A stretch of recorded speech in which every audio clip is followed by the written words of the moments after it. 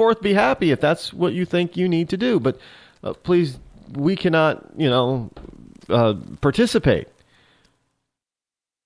That's what usually happens. But no. See, you're not allowed to think that way according to the left. So GoFundMe has launched the latest attack on Christian businesses that service weddings. And this time, even some proponents of same-sex marriage agree that a double standard is being applied against the believers. Yeah, they're recognizing, well, hell, it's being kind of hypocritical, because if we're saying they're being intolerant, then are we not being intolerant as well? And that is a big fat yes. In random interviews conducted on both sides of the issue among people rallying outside the Supreme Court on Tuesday, the Daily Signal found an interesting trend. Even among liberals and some same-sex couples, the majority of those asked if GoFundMe should be able to pick and choose who it does business with said it didn't seem right if Christians weren't allowed to pick and choose their customers. Now, the question regarded the case of Aaron and Melissa Klein, owners of Sweet Cakes by Melissa, a bakery near Portland, Oregon. They were essentially put out of business when a federal judge hit them with a $135,000 fine for refusing to bake a cake for a lesbian couple's wedding. Now, the couple accused the Kleins of mental rape. And does anybody what the hell is mental rape? Because somebody says, you know what? I'm sorry, I just don't agree with same-sex marriage, and I can't support it with a cake. Oh my God, I just got mentally raped. Really? That's all it takes? Do they fully understand what a heinous crime rape is? Obviously, either they don't fully understand, or they don't. How could you possibly even come up with that kind of a term? Listen, folks, how insulting to people who have actually been raped. Both sexes. Women are not the only ones who get raped. Men have been raped too. But how insulting is it to people who have actually been physically raped for you to come along and just because somebody won't bake you a cake for your lesbian wedding, you accuse them of mentally raping you? I think, that people who have been physically raped have just been abused yet again. This is insanity. This is nonsensical. And then what's even worse is that there was a judge out there sitting on a bench in a court of law who shook, who nodded his head up and down saying, yep, I agree with you. Boom, bring down the hammer, $135,000 fine. Now, they were essentially put out of business with the judge's decision to fine them $135,000 for refusing to bake the cake for a lesbian couple's wedding. Slapping the Kleins with a fine they had no ability to pay, a supporter then opened a GoFundMe account to help raise the money. But it was shut down after less than 9 hours by the online crowdsourcing company. When presented as a simple, straightforward question, is it right that GoFundMe gets to choose who it does business with, but the bakery does not? Most said no. And y'all on the left better pay attention to this. All y'all radicals out there better pay attention, because I have posed that similar question to all of you about, okay, if a Christian cannot deny a gay person, a gay person's business, then does a gay-owned business, do they have the right to deny a Muslim or Islamic customer? No, they don't. But a lot of you on the left would initially say, well, yeah, because, they're mad. They're evil people. Really? By whose standards? I'm not talking about terrorism here. I'm talking simply based on their Islamic religious beliefs about homosexuality. Plain and simple. Why does a Christian not get to refuse, but an Islamist does? Or why does a Christian not get to refuse a gay, but a gay gets to refuse an Islamist? Or a gay gets to refuse a Christian? I mean, really? How does that work? It's hypocritical, it's illogical, and it's ill-conceived. All because the whole purpose isn't to unite people. It isn't to work with people. It isn't to get people to understand you and your alternative lifestyle. It's all about you demanding certain types of equality that you have no right to. It's all about you demanding that people think the way you want them to think, period, flat out.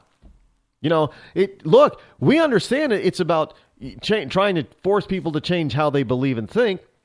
Because Hillary Clinton was out there earlier this week telling religious people, oh, yeah, you're going to have to change your fundamental religious beliefs. You are going to have to change your fundamental religious beliefs so as to allow more abortion. Look, we knew that this was the whole plan and goal in the first place, just to get people, you know what, it's okay if you want to be a Christian as long as you keep it in the church and in your house. But as soon as you step outside the church or your house, all your Christian beliefs are out the window. That's basically what they're trying to tell us. You do not have a right to have Christian beliefs and Christian thoughts outside of your house or your church. Hell, you might not even, in some towns, you might not even be allowed to have, Christian thoughts inside your house. Going to have a Bible study? Nope. There's a town ordinance that says you cannot have Bible studies. Well, I have friends over. There's one car in the street and an extra car in the driveway. Well, you got 4 people in your house? Nope. That's a Bible study. You cannot have a Bible study. But wait.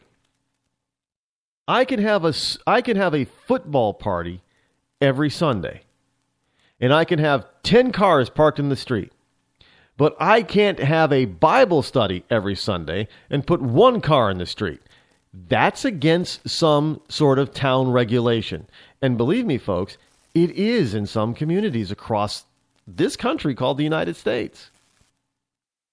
A person can have a barbecue or a banquet or a wedding reception or a weekly sports rally for their favorite football team.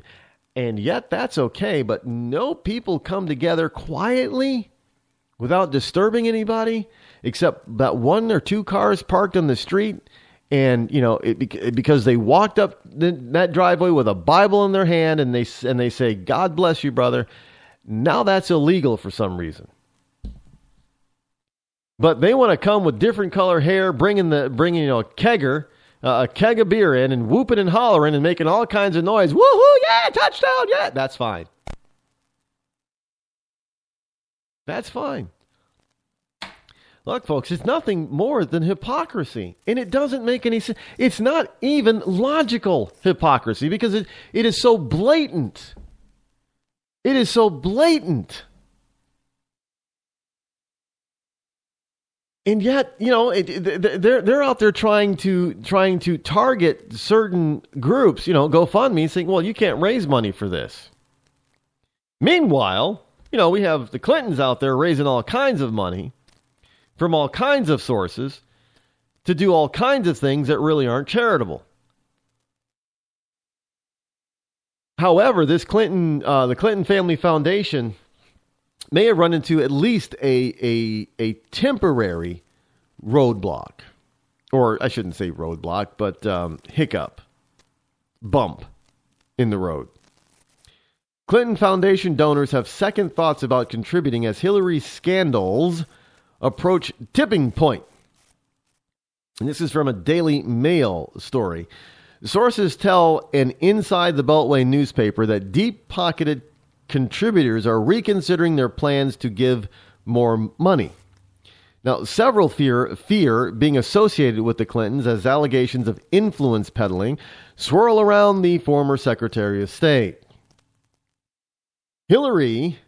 Republicans see tipping point in Clinton's ethics woes And Hillary is still the Democrat frontrunner, but an election victory could actually hurt the foundation as donors feel more conflicts of interest.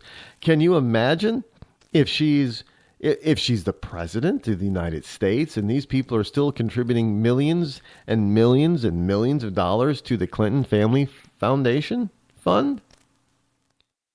Really? Is that the direction that Democrats want to go?